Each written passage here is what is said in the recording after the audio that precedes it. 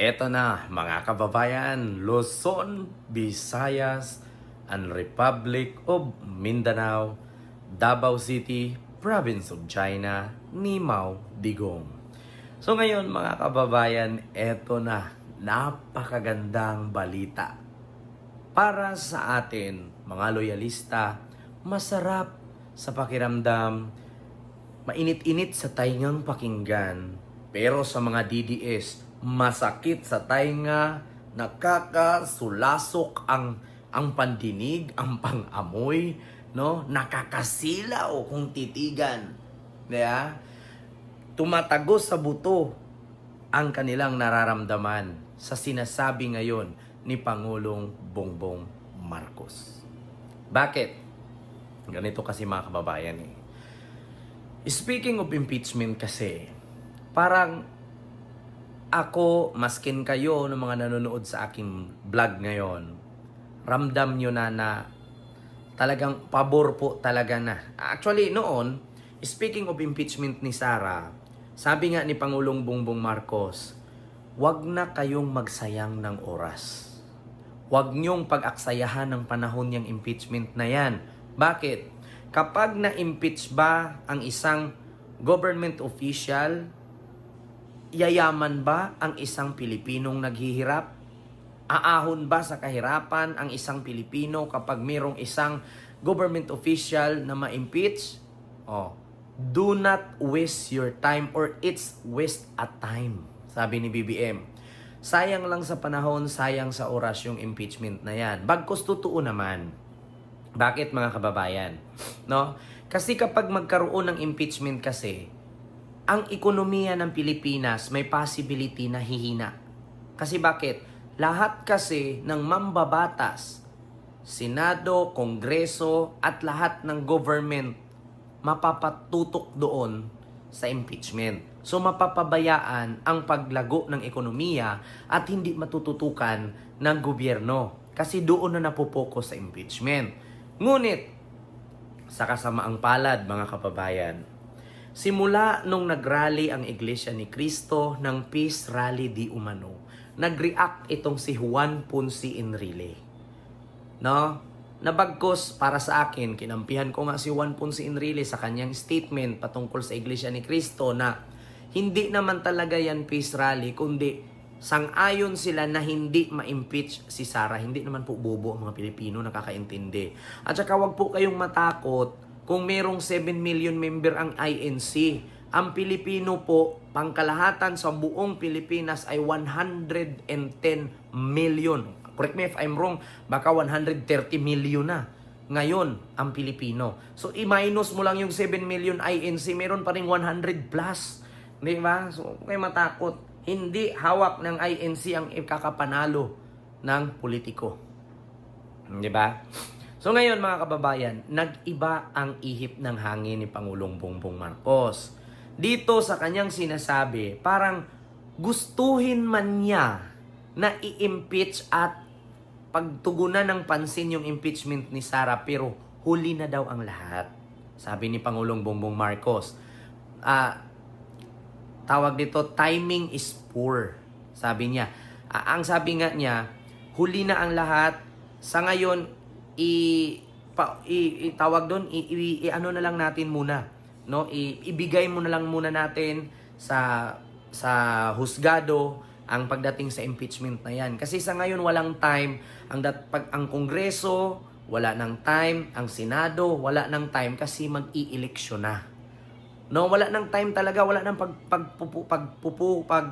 forum, wala nang pagpupulong na magaganap. Bakit? Sunod-sunod na yung pangangampanya eh. Yung mga kongresista, wala na, mapapalitan na sa sunod, and then yung mga senador, matatanggal na din kasi mapapalitan ng panibagong senador maliban na lang sa mga re-elect, no, yung mga mananalo muli. So ngayon mga kababayan, ito po pakinggan ninyo yung sinasabi ni Bongbong Marcos. No? Na ang una sabi niya, wasting time. Pero ngayon, no more time. So magkaiba po yung wasting time na sinasabi niya at magkaiba din po yung no more time. So dati sabi niya, wag pag-aksayahan ng panahon. Ngayon, kulang tayo sa panahon. So magkaiba yun mga loyalista, mga kakamping. No? Magkaiba ang wasting time at kinulang tayo sa oras. So pakinggan nyo po. So pag sinabi nating wasting time, wag nang pag-aksayahan ng panahon, so parang walang gana. Pero ngayon kasi kinulang tayo sa panahon, so may possibility na gusto na nga niya. So ito na po mga kababayan, pakinggan nyo po. But I still think that now, even if Congress is mandated to process this, Congress doesn't have, the House doesn't have a choice, and the Senate doesn't have a choice once these impeachment complaints are filed. But I don't think that now is the time to go through that. So, paubayan na muna natin sa ating...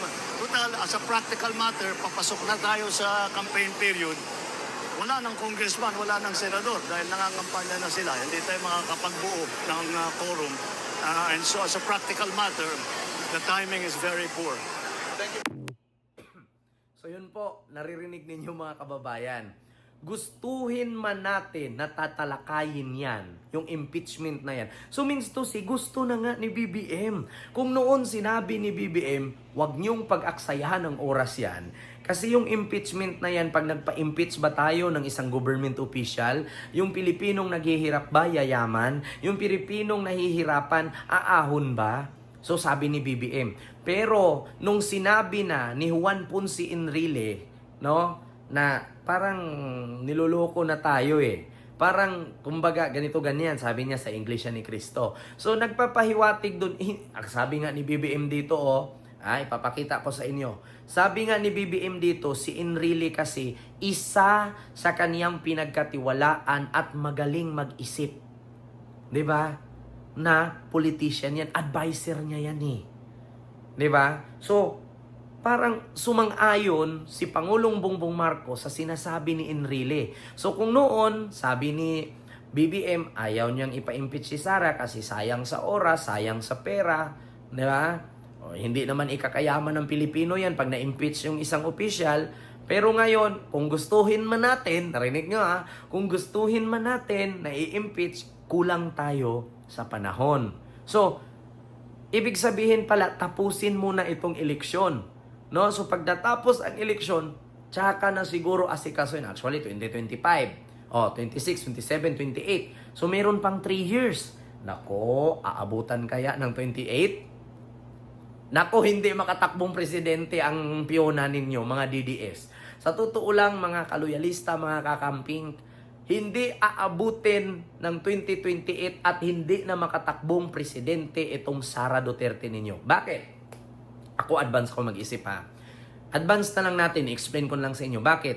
Kapag ang isang government official ma-impeach or matanggal sa pwesto or sa posisyon, never na siyang makabalik or makapasok or makatungtong sa anumang posisyon sa gobyerno, maskin tanod.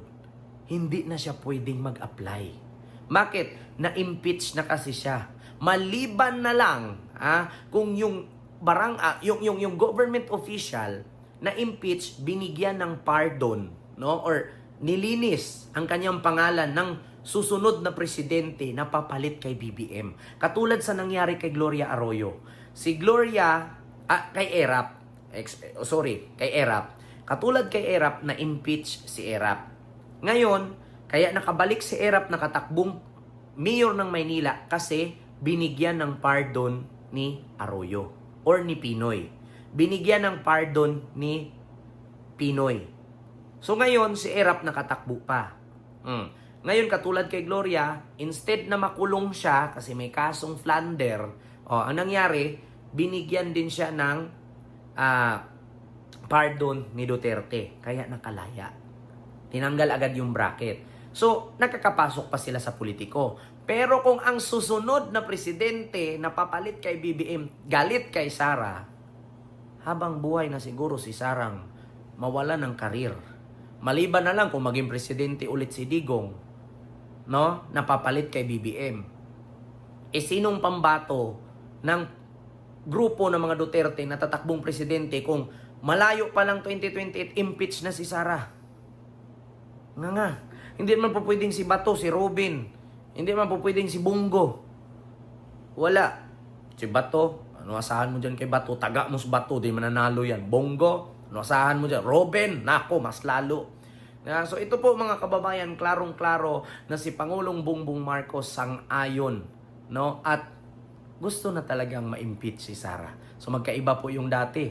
Do not wasting of time. Ngayon, no more time. 'Di ba? Timing is poor. Naku, magkaiba ang wasting of time at timing is poor. 'Di ba? So kung wala pa lang eleksyon, nako, impeach. Ngayon pag na-impeach si Sara, sino ba ang mapapalit? Malamang sa malamang, House Speaker na tinatawag ni Sarang Tambaluslos. Yung pala ang papalit sa kanya. Good luck. Sasabihin na naman to ng mga DDS, grabe talaga si BBM mo. Ginagamit talaga ang power. Ginigit-git talaga ang mga Duterte. Which is hindi man kami bulag. 'Di ba? Bakit ka ba ma-impeach kung wala kang ginawang kasalanan? Hindi naman tanga ang Senado at Kongreso na papayag silang i-impeach si Sara Duterte nung walang ginawang mali. So ibig sabihin, ma-impeach, may mali. So yun lang, maraming salamat and see you next vlog. God first. Thank you. Abangan.